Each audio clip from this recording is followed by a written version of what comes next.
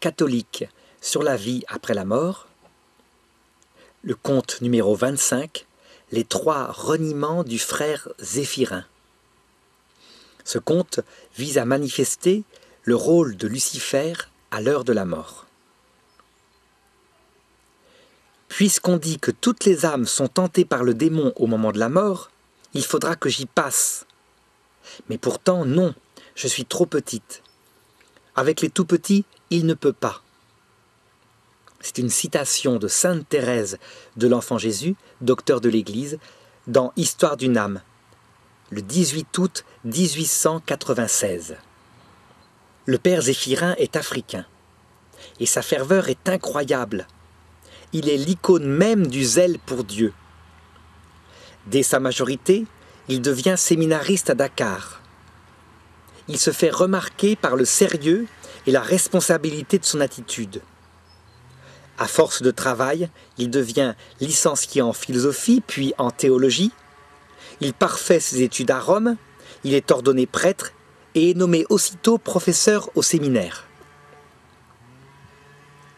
Très vite, parce qu'il avait été frappé depuis toujours par le manque de ferveur des séminaristes, il essaye de leur insuffler une règle de vie plus stricte. Il y arrive, certes, pour ce qui est de la prière et de l'étude. Mais ses professeurs lui font remarquer qu'il ne faut tout de même pas leur imposer une vie monastique. Mal dans son rôle, toujours en décalage avec ses désirs pour eux et ses possibilités, le père Zéphirin finit par comprendre que sa vocation pourrait être monastique. Il quitte donc le sacerdoce ministériel et entre dans un monastère bénédictin. Il n'y restera qu'1 an. La vie ne lui paraît pas assez pauvre, et les frères, souvent installés dans le rythme des 7 offices liturgiques, le travail, lui semblent se contenter de beaucoup de médiocrité. Aussi, après un essai chez les trappistes, il entre à la Grande Chartreuse en France. Il y restera 7 années, y trouvant pour la première fois une réponse à ses aspirations vers Dieu, seul servi. Il s'agit d'une forme de vie d'ermite, et les contacts avec les frères sont réduits au strict minimum, le dimanche. Il célèbre sa messe en solitaire, et c'est à cette époque-là qu'il entreprend de pratiquer ses grandes ascèses. Il a pris conscience du rôle essentiel de la souffrance offerte, et il envoie des mots enflammés à ses frères. Citation. « Et que nous demande Jésus ? Il nous demande entre autres de souffrir avec lui, de souffrir un tout petit peu pour lui, de prendre un tout petit peu de ses incommensurables souffrances sur nous, d'être à notre mesure d'autres Christ subissant les outrages des pécheurs et de leurs péchés. Et ainsi, nous lui donnons véritablement à boire et à manger, c'est-à-dire que nous lui donnons des âmes pécheresses. Voilà le vrai sens et unique sens de la souffrance, la grande souffrance.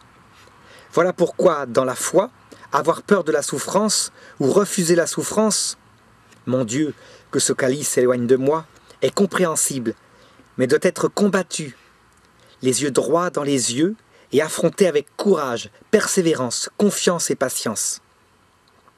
C'est ce que notre Seigneur Jésus-Christ nous a indiqué, enseigné sur la croix, du jeudi saint à l'arrestation, au dimanche de Pâques et à sa résurrection. » Fin de citation. C'est à cette époque-là qu'il se met à dormir assis sur une chaise. En semaine, il ne se nourrit plus que de pain qu'il cuit lui-même. Les jeunes frères sont fascinés par sa ferveur et viennent parfois le voir. Pourtant, le père abbé, un vieux sage habitué des âmes, commence à lui dire doucement « Mon frère, vous devriez vous méfier du culte excessif de la souffrance. La seule vraie souffrance qui purifie et qui est rédemptrice, parce qu'unie à celle de Jésus-Christ, porte le fruit de l'humilité. » Mais le père Zéphirin est trop homme de conviction pour écouter. Il entre donc, petit à petit, en conflit ouvert avec son père abbé. Un jour, lors d'un échange particulièrement tendu, le père abbé lui dit « Bon père Zéphirin, autant vous le dire clairement. Je crois que tout le monde le comprend ici et écoutez-le. Vous êtes en train de revivre avec nous, et je suis formel, cette scène de l'Évangile. Simon-Pierre lui dit « Seigneur, où vas-tu » Jésus lui répondit « Où je vais, tu ne peux pas me suivre maintenant, mais tu me suivras plus tard. » Pierre lui dit « Pourquoi ne puis-je pas te suivre à présent? Je donnerai ma vie pour toi. » Jésus répond « Tu donneras ma vie pour toi? Tu donneras ta vie pour moi? En vérité, je te le dis, le coq ne chantera pas que tu ne m'aies renié 3 fois. Que votre cœur ne se trouble pas. Vous croyez en Dieu, croyez aussi en moi. » C'est dans Jean, le chapitre 13. Le père abbé continuait. Vous me semblez être exactement dans le même état d'esprit que Pierre à ce moment-là. Ce zèle-là, tout le monde le voit en vous. En face de cela, nous vous disons, vous faites une confusion sur qu'est la sainteté telle que Jésus l'entend. La sainteté est humilité et charité. La croix, on s'en fiche, sauf si elle conduit à l'humilité et à l'amour. Mais au moins, avec vous, Jésus va pouvoir vous éduquer, car il y a de l'amour à tailler. Scandalisé, le père Zéphirin lui répondit « Vous m'annoncez donc que je vais un jour renier Jésus. C'est quoi cette espèce de christianisme que vous prêchez? Vous êtes simplement dans la tiédeur, et vous fuyez la croix que pourtant par vocation vous avez embrassée. » « Mais mon père, répondit le père abbé, ne le prenez pas mal. C'est dans son triple reniement, c'est dans cette croix-là qu'est né Saint Pierre. Le Saint Pierre devenu faible et pauvre pécheur, pauvre de cœur. Vous comprenez, c'est cette croix-là, celle qui n'a pas voulu, qui l'a formée. » Mais le père Zéphirin ne l'écoutait plus.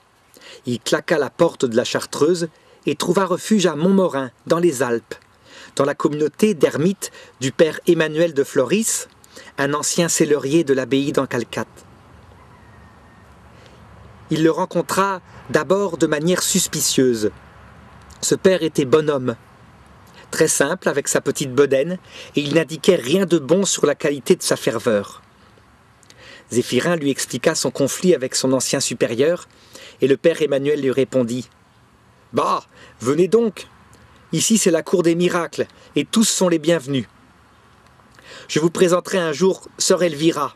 Elle a été renvoyée de son monastère bénédictin à cause de son caractère soupe au lait. Elle a lancé un bol de café au lait à la tête de sa mère abbesse. Et pourtant c'est une sainte. Dieu a le temps avec nous, vous savez. » Et effectivement, le père Zéphirin fut laissé parfaitement tranquille par le père Emmanuel. Il fut installé dans un chalet de montagne, sans eau ni électricité, et il commença à vivre selon sa règle. Le père Emmanuel ne lui fit aucune leçon. « C'est le domaine de Dieu, disait-il. Personne ne pourra le détourner de l'excès de sa voix, si ce n'est le bon Dieu. » Un jour, un groupe de jeunes frères d'une abbaye voisine fut reçu pour un stage de 2 mois en ermitage. L'un d'eux se montra particulièrement attiré par ce grand saint qu'était le père Zéphirin et qu'il voyait de loin, en perpétuelle prière et ascèse. Il demanda la permission de le rencontrer au père Emmanuel qui lui dit « Va, essaye, je te préviens, il est assez sauvage. » Le jeune frère s'approcha, tremblant et ému, frappa à la porte et fut bel et bien renvoyé sans autre forme de procès. « Je ne reçois personne. » Surpris et attristé, il revint trouver le père Emmanuel qui le rassura. « C'est mieux ainsi. Tu sais, lui, il livre son corps au feu et se durcit de plus en plus. Même son amour semble se dessécher à force d'héroïsme. Mais c'est un grand saint dans son genre. Moi, j'ai un autre genre de zèle pour le Seigneur. Sais-tu pourquoi je suis devenu ermite? C'était pour fuir la bêtise de mon père abbé. Oui, ne te fais pas d'illusions sur moi. Mais Dieu est venu pour les pécheurs, alors j'en suis un devant lui. Cette leçon vaut bien un fromage, dit-il. Il avait beaucoup d'humour. Et le père Emmanuel le réconforta d'un bon goûter. Le jeune frère retint cette leçon toute sa vie. Il travailla à développer davantage son amour et sa simplicité que sa perfection visible et ascétique.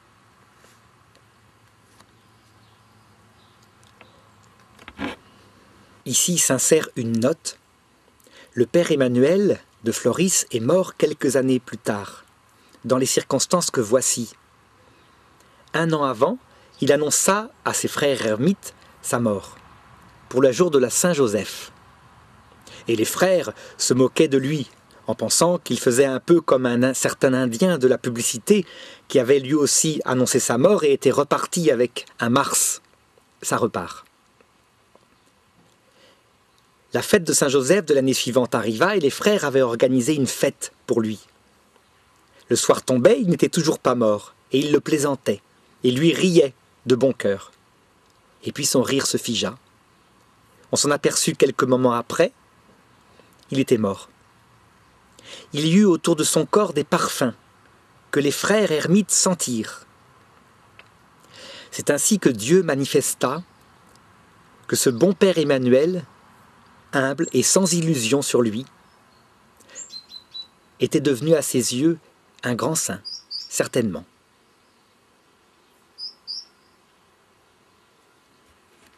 Parmi ceux qui prenaient le père Emmanuel pour un rigolo tant il confessait publiquement ses faiblesses, certains commencèrent à se demander s'il n'avait pas été de fait un saint.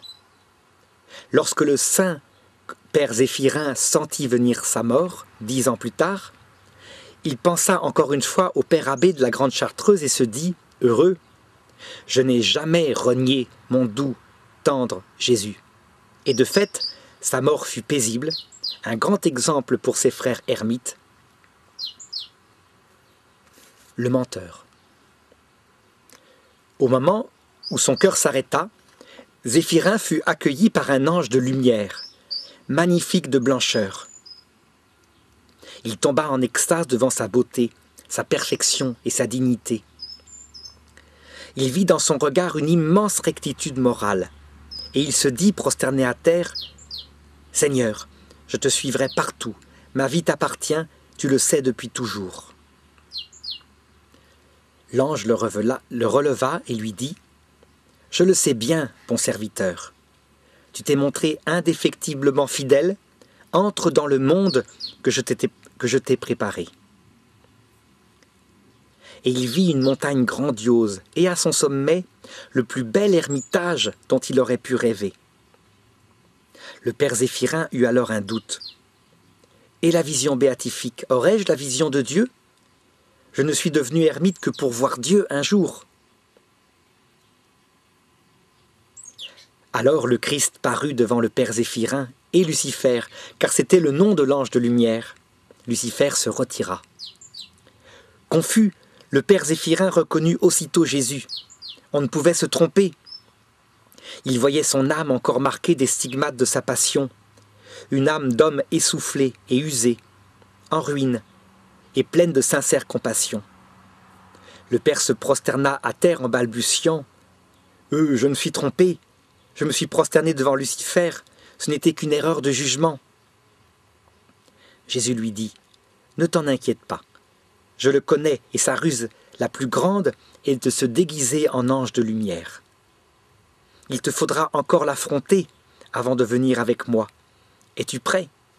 « Oui, répondit Zéphirin, cette fois je suis prêt. » Puis Jésus partit. Le séducteur. Alors Lucifer revint, sans cacher cette fois son identité, et l'amena avec lui sur une haute montagne. Il lui montra la vie qu'il lui proposait. « Tu continueras ta vie libre, tu te lèveras selon la règle que tu t'imposeras, sans dépendre d'un supérieur. Tu seras respecté dans ton désir de silence. Tu vivras le sérieux de ton amour pour Dieu, sans faiblesse. Regarde-moi, j'aime Dieu, je veux le voir aussi, moi. Je sais qu'un jour il m'ouvrira, ainsi qu'à toi, la vision de son essence infinie, car il sait que tout notre combat est pour son amour et sa dignité. » Or le père Zéphirin se sentit comme parfaitement en phase avec Lucifer. Des fibres entières de sa vie s'orientaient vers sa proposition. N'y tenant plus, il était obligé de reconnaître le vrai zèle de cet ange pour Dieu. Il dit donc D'accord, tu peux compter sur moi. Et c'est par amour pour Dieu que je te suis. Je le reconnais, tu es un ange calomnié. Le Christ Jésus apparut fort heureusement de nouveau, rattrapa le frère par la manche au moment où il allait se plonger en enfer, et aussitôt Zéphirin se réveilla. Lucifer avait de nouveau disparu. Alors Zéphirin se prosterna de nouveau devant Jésus et dit « Je me suis fait piéger, c'est que je ne suis pas habitué à l'affronter. » « N'aie pas peur, répondit Jésus, je ne t'en veux pas. Il est très séduisant et il trouve toujours des fibres dans notre être qui lui correspondent. Mais en fait, il n'aime que sa perfection. Il ne supporte pas la petitesse. Méfie-toi juste de toi-même, car tu as des complicités avec cela dans ta manière de m'aimer. Mais il te faut encore l'affronter. Cette fois, tu tiendras ? Oui, répondit Zéphirin, cette fois, je suis prêt. L'accusateur. Et le Christ s'effaça encore. Lucifer revint, mais cette fois, dans une attitude de précision et de rigueur intellectuelle totale. Il amena Zéphirin dans un voyage intérieur et lui projeta le film de sa vie. Il lui montra, étape par étape, scène après scène, les clés de son comportement durant sa vie. Il revit sa vie à travers les yeux de ses frères, et le motif de ses décisions, de ses changements, était partout le même. Un goût pour sa perfection et un amour immodéré de son propre jugement. Il vit les vraies pensées du Père Emmanuel sur lui, pensées d'impuissance devant la non-modération de son comportement. Il le vit prier afin qu'une épreuve intérieure vienne briser la noix de son cœur. Et Lucifer commentait « Toutes tes ascèses, toutes tes souffrances n'ont servi à rien, du moins pour le monde de Dieu. Lui ne croit qu'aux petites âmes, aux âmes repentantes. Ce sont ces souffrances-là qu'il aime. Tu verras, toute ton héroïcité, tous tes sacrifices, il n'en voudra pas. Si tu le suis, tu devras tout recommencer. Mais toi, tu n'as été qu'un égoïste toute ta vie. Tu ne vas tout de même pas changer maintenant et renoncer à tout ce que tu as construit. » Le père Zéphirin était paralysé. Il fut saisi d'un grand désespoir, comme si tout s'écroulait autour de lui. Les accusations de Lucifer portaient. Et lui ne voyait aucun moyen de les contrer.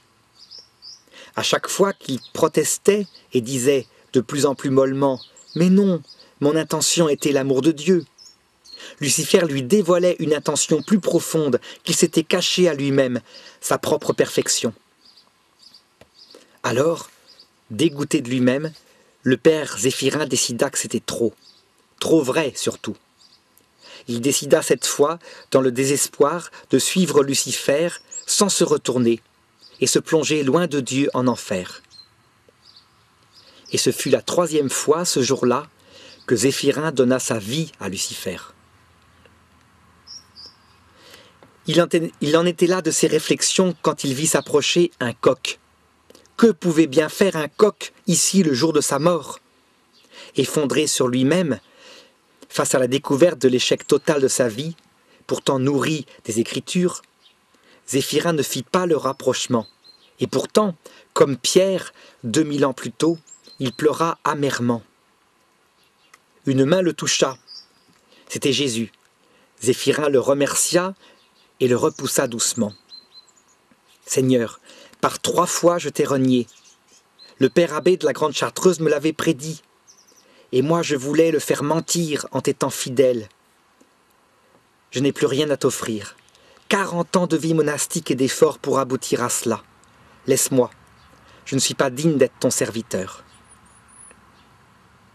Jésus parla et lui dit « Zéphirin, dis-moi avant de te plonger en enfer, est-ce que tu m'aimes plus que tout ?» Et il répondit « Oui, Seigneur, tu sais que je t'aime. » Jésus lui dit « Alors viens avec moi. »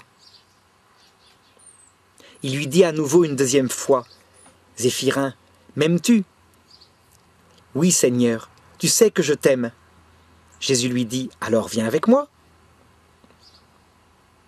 Il lui dit pour la 3e fois « Zéphirin, m'aimes-tu » Zéphirin fut peiné de ce qu'il lui dit pour la 3e fois « M'aimes-tu » Et il lui dit « Seigneur, tu sais tout, tu sais bien que je t'aime. » Et Jésus lui dit « Alors viens avec moi. » Zéphirin dit « Seigneur, si je dois affronter de nouveau Lucifer, tu sais que je le suivrai. Il me dira « Si tu me suis, tu dois positiver, tu dois aimer ce que tu as toujours aimé, la recherche de ta perfection. L'offrande de tes souffrances était tout de même quelque chose de légitime, et je l'écouterai. » Jésus répondit « Bien sûr que tu l'écouteras. As-tu compris maintenant que sans moi, tu ne peux rien faire? Mais c'est aujourd'hui que tu es né.